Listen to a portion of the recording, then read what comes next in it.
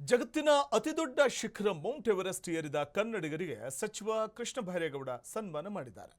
ನೇಪಾಳದ ಕಡೆಯಿಂದ 8,848 ಮೀಟರ್ ಎತ್ತರದ ಶಿಖರ ಮೌಂಟ್ ಎವರೆಸ್ಟ್ ಏರಿದ್ದ ಇಬ್ಬರು ಕನ್ನಡಿಗರು 56 ದಿನ ಪರ್ವತದ ಮೇಲೆ ಸಾಹಸ ಮೆರೆದಿದ್ದರು.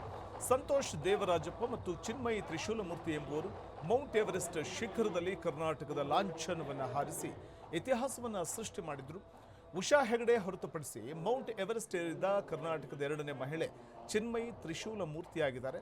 ಮೌಂಟೇನಿಯರಿಂಗ್ ಅಸೋಸಿಯೇಷನ್ನಿಂದ ಕರ್ನಾಟಕಕ್ಕೆ ಕೀರ್ತಿ ತಂದ ಸಾಹಸಿಗಳಿಗೆ ಅದ್ದೂರಿ ಸನ್ಮಾನವನ್ನು ಈ ವೇಳೆ ಮಾಡಲಾಯಿತು.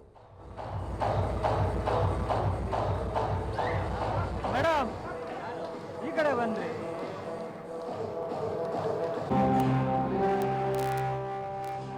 ಒಂದು ವಿಷಯ ನಾನು ಹೇಳಬೇಕು. ನಮ್ಮ ಕ್ಷೇತ್ರದ ಶಾಸಕರು Mount Everest ಏನಿದೆ, it tests the limits of both body and mind. It's a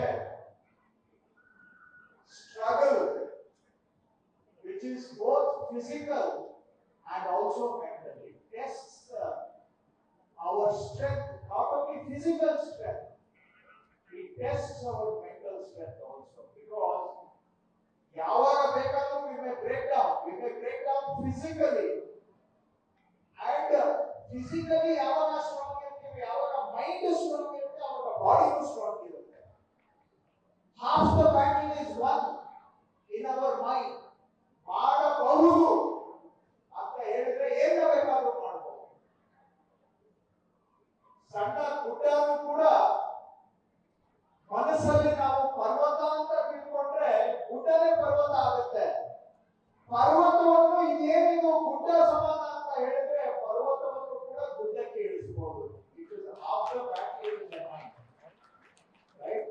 so mind ಜೊತೆಗೆ ಬಾಡಿನೂ ಸಿಂಕ್ ಆಗಬೇಕು. So Everest tests the limits of both our physical strength and mental strength. ಎರಡೂ ಯಾರು ಜಯಿಸ್ತಾರೆ